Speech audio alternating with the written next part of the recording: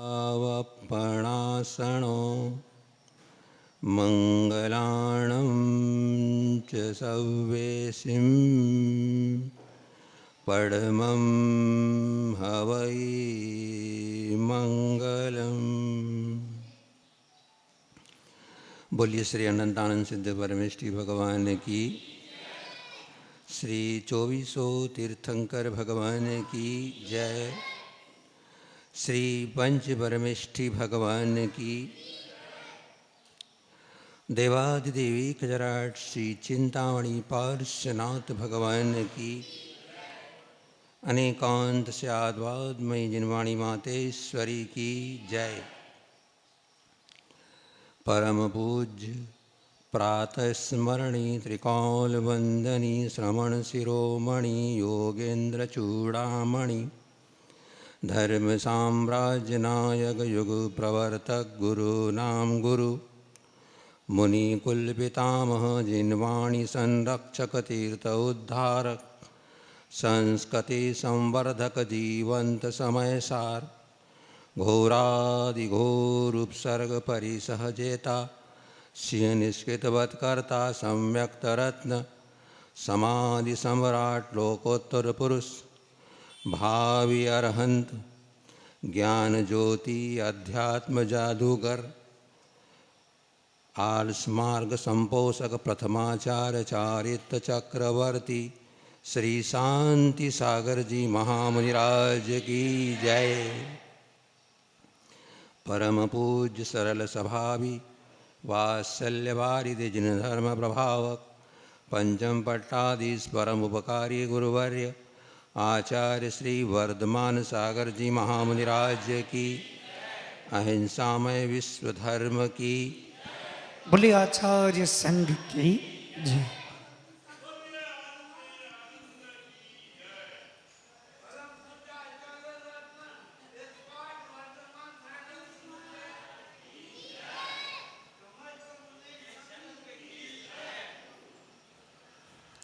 प्रियात्मन,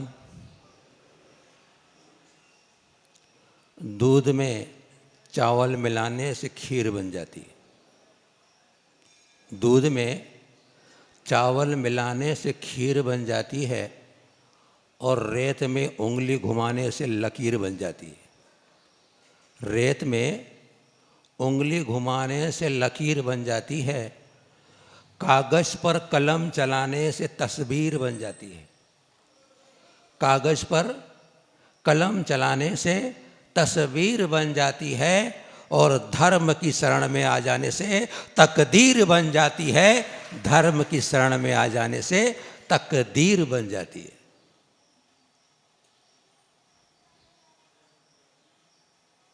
धर्म प्रेमी आत्मन,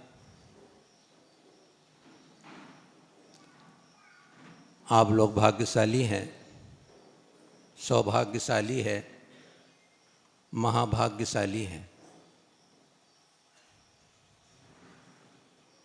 क्योंकि दुनिया में चार तरह के लोग हुआ करते हैं।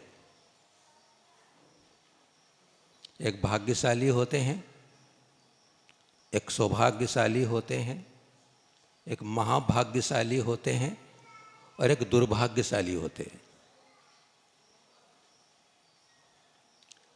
जिनके पास धन होता है वह तो भाग्यशाली है। जिनके पास धन होता है वे भाग्यशाली हैं, और जिनके पास धन भी है और स्वास्थ्य भी है वे महाभाग्यशाली है। जिनके पास धन भी है और स्वास्थ्य भी है वे महाभाग्यशाली हैं, और जिनके पास धन भी है, स्वास्थ्य भी है, धर्म भी है और आचार्य वर्धमान सागर के प्रवचन सुनते हैं वे सौभाग्यशाली होते हैं।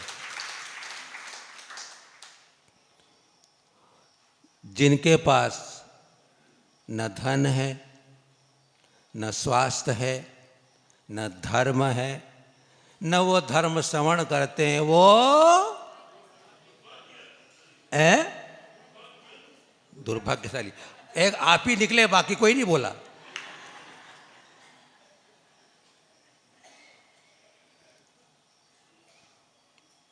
महानुभाव, कल चर्चा अपन ने प्रारंभ की थी कि संसार विषवृक्षस्य दो अमृतेपमे फले ज्ञानामृतम रसास्वादई संगति सज्जनई सह। उसी बात को आगे बढ़ाते अपन। ज्ञानामृतम रसास्वादई, संसार एक विष वृक्ष। आश्चर्य वाली बात है, विष वृक्ष पर भी अमृत के दो फल लग रहे हैं। संसार को विष वृक्ष क्यों कहा? विष को अगर कोई खा लेता है तो वह एक बार ही मरता है, लेकिन संसार में यह ऐसा विष वृक्ष है जिसमें बार बार वह जन्म मरण कर रहा है।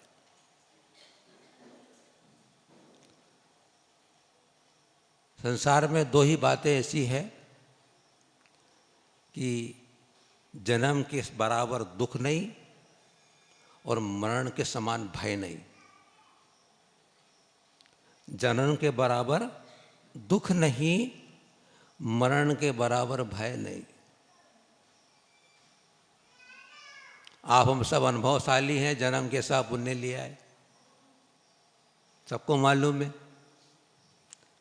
और मरना को कौन तैयार होता, मुझे बताओ आप। मरने को कौन तैयार है? कोई तैयार नहीं, सब डरते हैं मरने से। लेकिन ध्यान रखना, रिटर्न टिकट बना के आए हैं अपन लोग। ध्यान रखना, रिटर्न टिकट बना के आए हैं तो जाने का टिकट पहले ही बना के आए हैं। ज्ञानामृतम रसास्वादय की चर्चा बाद में करेंगे अपन, क्योंकि वो ज्ञान रूपी अमृत है, क्योंकि गहरी बात होगी। पहले अपन हल्की फुल्की बात से प्रारंभ करते हैं। संगति सज्जनई सह, सज्जन पुरुषों की संगति अगर होती है तो अमृत के समान फल है वो।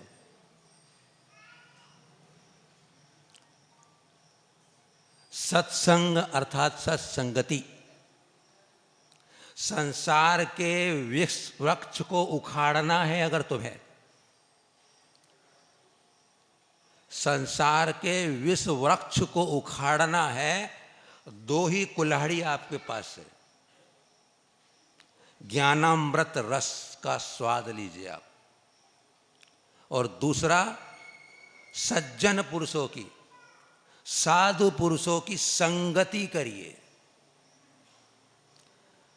साधु पुरुषों की संगति के बिना संसार से निस्तारा आज तक किसी का नहीं हुआ।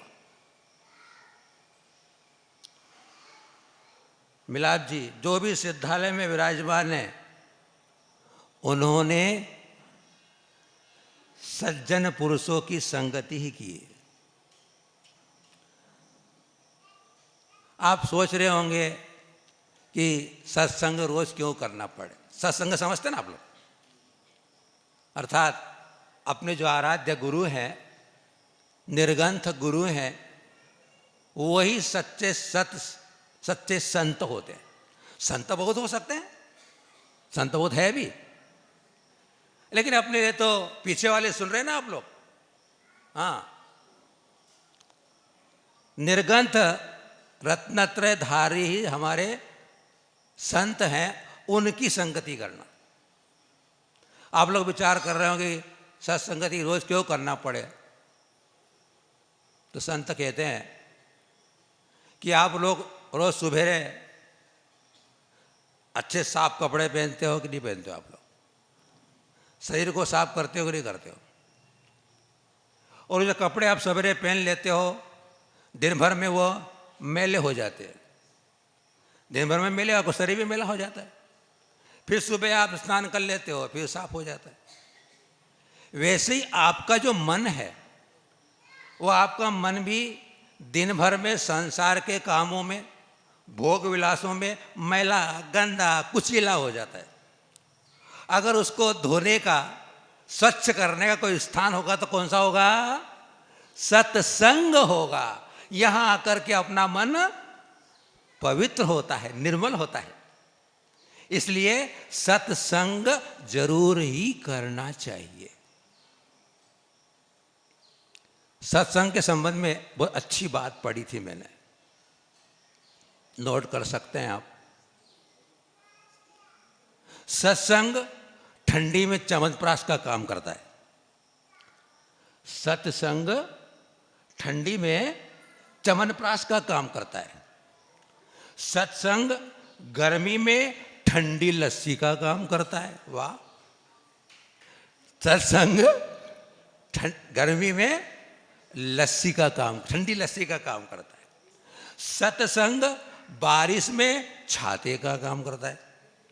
सत्संग बारिश में छाते का काम करता है। और चातुर्मास में सुबह सुबह का सत्संग आध्यात्मिक टॉनिक का काम करता है। आध्यात्मिक टॉनिक का काम करता है।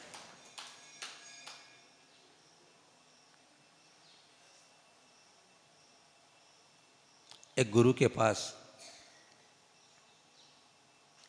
शिष्य जाके पूछता है कि गुरुजी, मैं जानना चाहता हूं कि रोज धर्म श्रवण क्यों करना चाहिए? रोज के रोज धर्म श्रवण क्यों करना? आप लोग भी सोचते होंगे कि जब भी कोई महाराज आते, माता जी आती है, प्रवचन सुनने आया करो, प्रवचन सुनने नहीं आते हो, प्रवचन सुनने आया करो।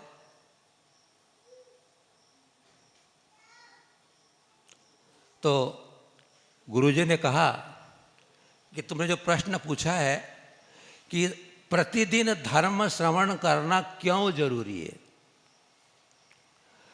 तो गुरुजी बोलते हैं, तुम्हारे इस प्रश्न का उत्तर 1 महीने बाद दूंगा। अशोक जी,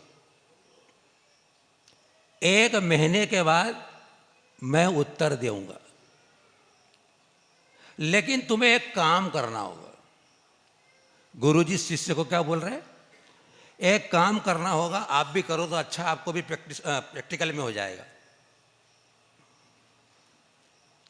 कि वो सामने टोकरी पड़ी हुई है, एक टोकरी जो कोयले भरने के काम आती है। टोकरी बांस की आती है ना, वो बांस की टोकरी कोयले भरने वाली, उसको तुम 1 मिनट तक उससे पानी खींचना। हैरान नहीं होना आप लोगों ने, हैरान मत हो जाना कि बांस की टोकनी से पानी कैसे खींचेंगे। क्यों खींच सकते क्या आप लोग? बांस की टोकनी आपको दे और पानी खींचना है, उससे पानी भरना है, तो आप भर सकते हैं क्या? क्यों बेन जी, भर सकते हैं आप? नहीं भर सकते ना। देखो चमत्कार दिखाएंगे आपको अभी।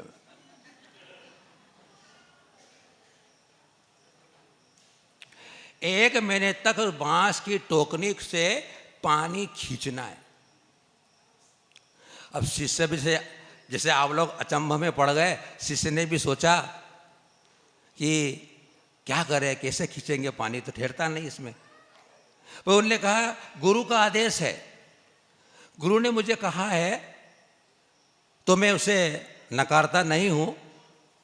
जो गुरु जी आपकी जो आज्ञा। और वह चल देता है और वह उस बांस की टोकरी से पानी खींचना शुरू करता है। भैया, बालक को या तो यहां बैठा दो तो सब इसको देखेंगे यहां पर भी। बालक को यहां बैठाओ मेरे पास, या फिर उसकी मां की गोद में दे दो आप। हाँ, क्षमा करना, डिस्टर्ब हो आपको। वो पानी खींच रहा है, 1 महीना पूरा पानी खींचा, और पानी खींचने के बाद गुरुजी के पास जाता है।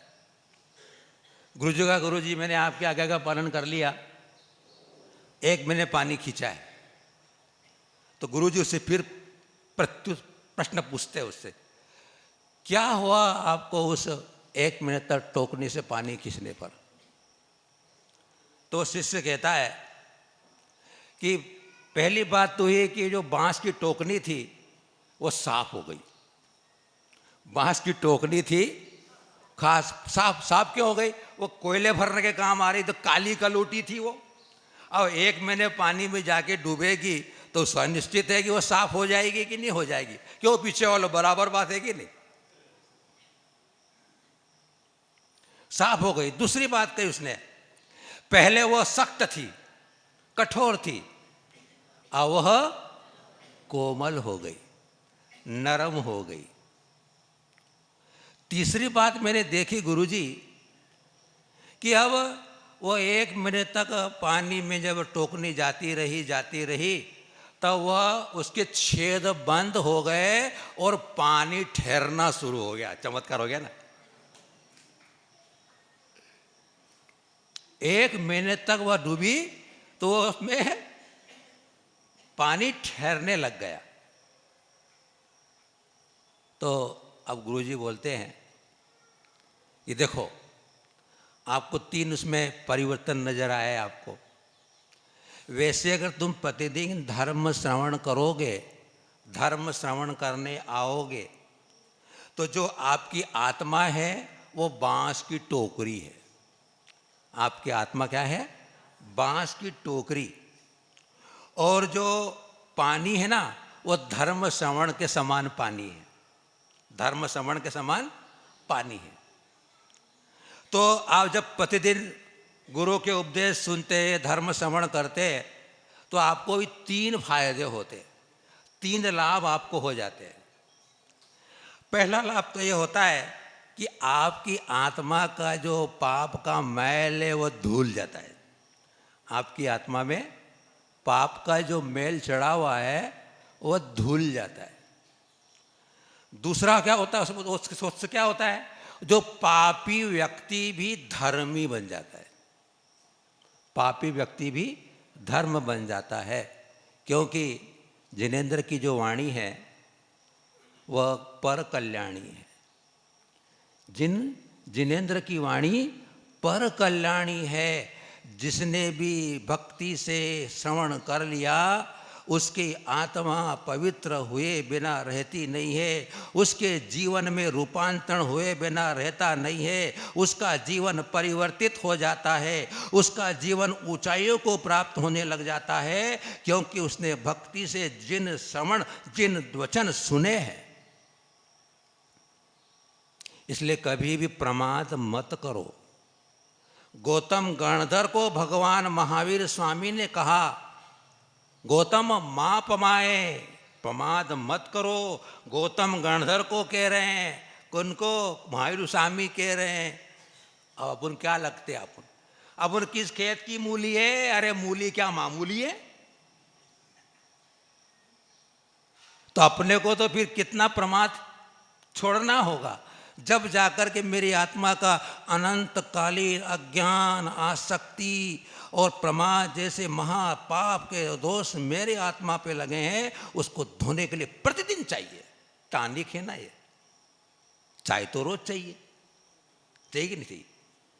चाय रोज उसका चाहिए। लेकिन धर्म श्रवण करने की बात आएगी, अरे आज तो कमर दुख रही है, या तो घुटने दुख रहे हैं, या तो भावना हो रहा है, नाटक करते हैं।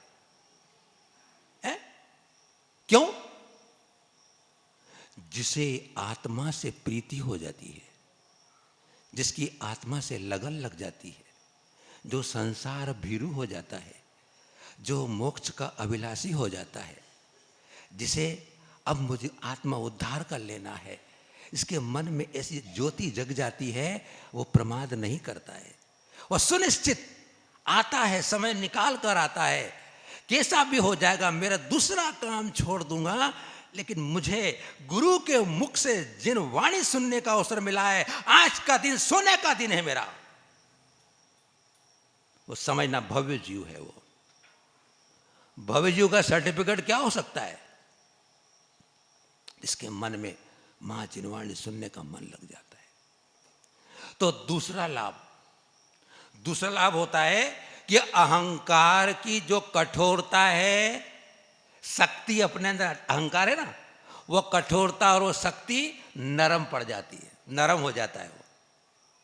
और दुनिया में अगर सबसे खतरनाक चीज है वो अहंकार है। अहंकार की कार बड़ी बेकार, अहंकार की कार बड़ी बेकार, गड्ढे में डाल देती, क्या करें। तो अहंकार की जो शक्ति है, कड़कपन है, वो निकल जाता है, आत्मा नम्र बन जाती है।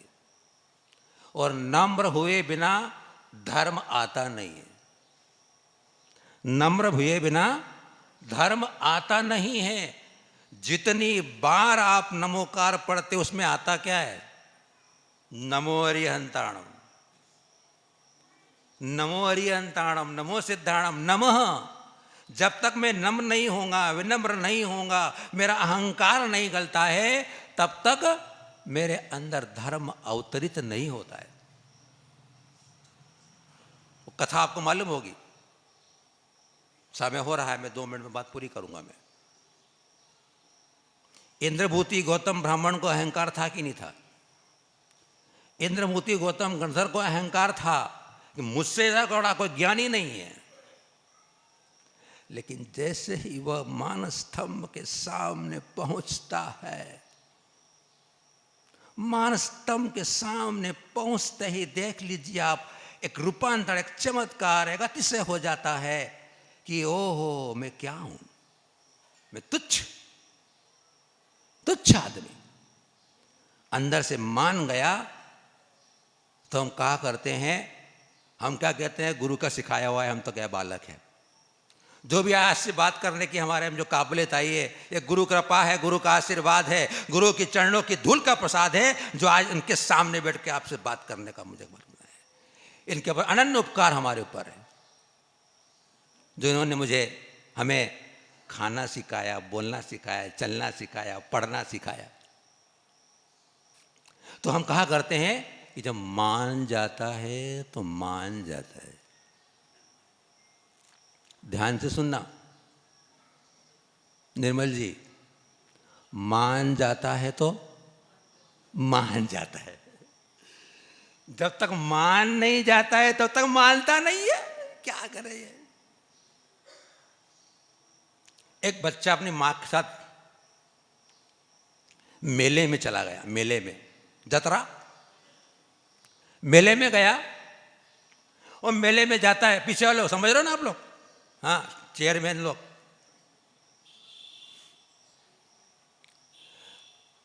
उस खिलौने की दुकान दिख जाती है। खिलौने की दुकान दिख गई और वो बालक रुठ गया। मम्मी मेरे को तो वो ही चाहिए, डाल डाल चाहिए। कौन सी वाली? और लियो वाली। कौन सी कंपनी की आती है? अच्छी कंपनी हुई है ना, लियो कंपनी की अच्छी ना डाल, है ना। तो मम्मी बोले इतना पैसे बैठे अपने पास नहीं, ये छोटी वाली क्यों पप्पू, है ना, अच्छे लियो कंपनी बैठे आती है ना। हाँ, हल्की वाली नहीं, मेरे को वही चाहिए। जिद्दी कर रहा है। मम्मी बोलती मान जा, मम्मी बोलती है मान जा, यही ले ले। नहीं मानना नहीं, मेरे को वही चाहिए। अब वो मान नहीं रहा, 2-3 तमाचे मार दी माँ ने। माँ ने 2-3 तमाचे मार दिए, रसीद कर दिए गाल पर।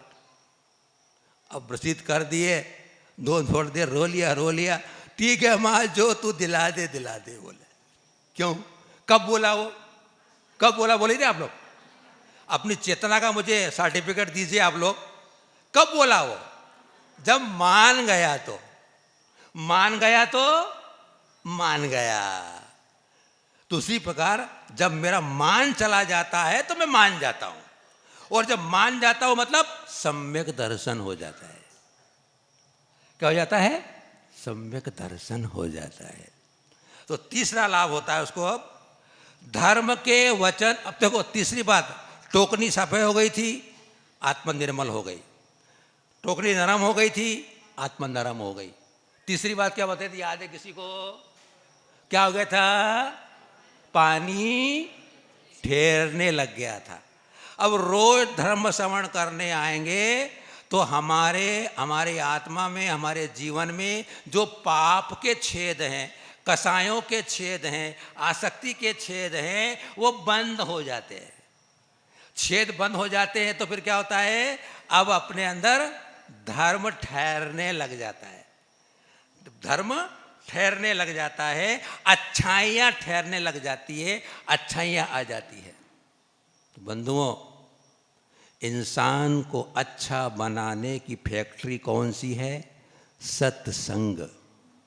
इंसान को अच्छा बनाने की फैक्ट्री कौन सी हो सकती है? सत्संग। इसलिए सत्संग रोज करें, धर्म श्रवण रोज करें, अपने जीवन की सार्थकता है। इसी मंगल भावनाओं के साथ बोले परम पूज्य गुरुवर आचार्य वर्धमान सागर जी महाराज की। आपके जीवन में सुख, शांति, समृद्धि, आरोग्यता की प्राप्ति हो, आप मोक्ष मार्ग पर बढ़े। सब कुछ हम